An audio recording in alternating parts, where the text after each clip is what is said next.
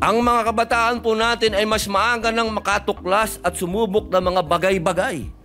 Mas nauunawaan na ng kabataan ang pagkakaiba ng mga katanggap-tanggap at hindi katanggap-tanggap na gawain kumpara noong mga naunang panahon. Unang panahon natin.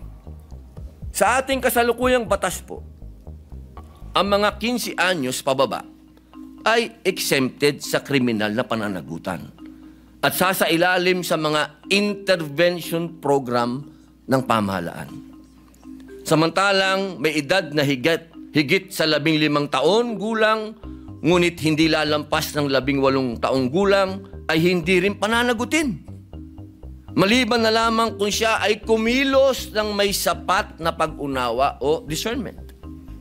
Batid ko din po na naglabas na ang ating kataas-taasang hukuman ng mga panuntunan sa pagdetermina kung ang child in conflict with the law ay umakto ng may discernment.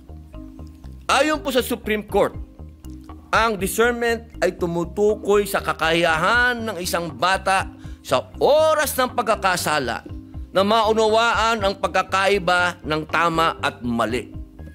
Kasama rin dito ang kakayahan ng minor de edad na malaman ang kahinatnan ng pagkakasala.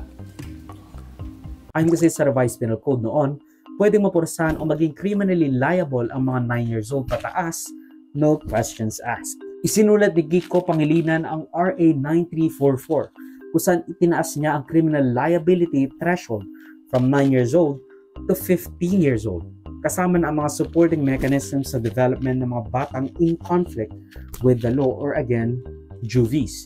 Klinaro pa ni Kiko sa panibagong batas with RA 10630 kasi nga nakita yung mga pagkukulang sa batas, especially the support and mechanism na inintroduce niya noong 2013 at again, na-signed into law in 2013 na nag-introduce ng discernment bilang factor sa pagdedesisyon kung dapat bang kasuhan ng isang kabataan from, above 15, below 18. Ibig sabihin, kailangan patunayang may intention na gumawa ng masama, alam ang tama sa mali, yung behavior ng teenager before, during at after the commission of crime, among others, para sa between above 15 at below 18 years old.